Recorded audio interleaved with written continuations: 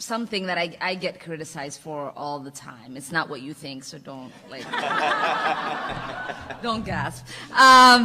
It is that like I am anti-American because I criticize the United States, and I believe, as an immigrant, I probably love this country more than anyone that is naturally born.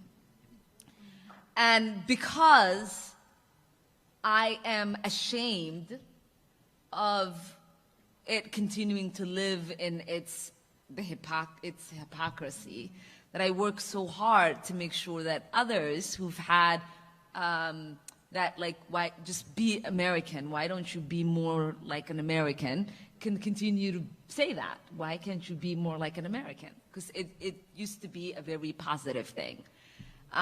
We export American exceptionalism, the great America, the land of liberty and justice. That is, you know, if you ask anybody in walking on the side of the street somewhere in the middle of the world, they will tell you America the Great.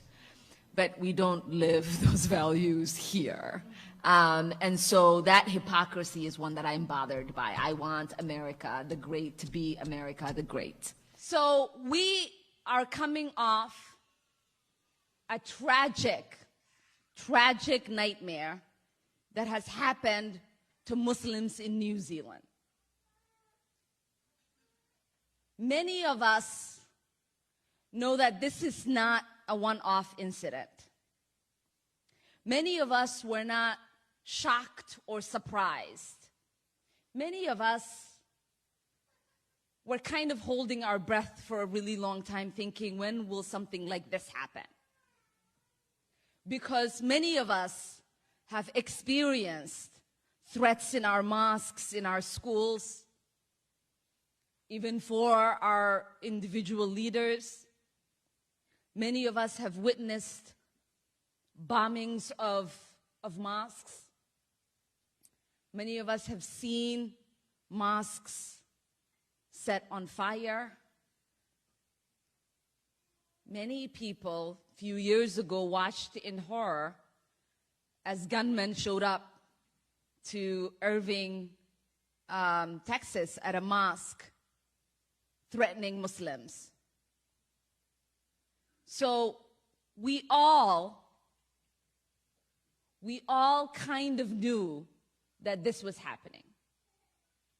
But the reason I think that many of us knew that this was going to get worse is that we finally have a leader, a world leader in the White House who publicly says Islam hates us, who fuels hate against Muslims, who think it is okay. It is okay to speak about a faith and a whole community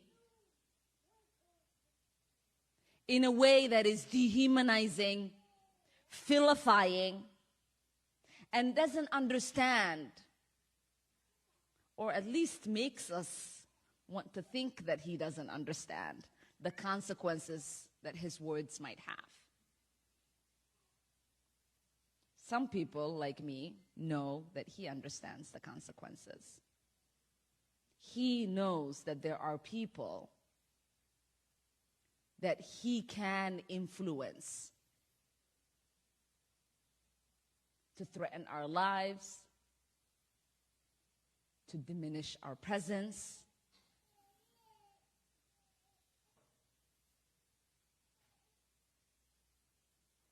But what we know, and what Islam teaches us, and what I always say,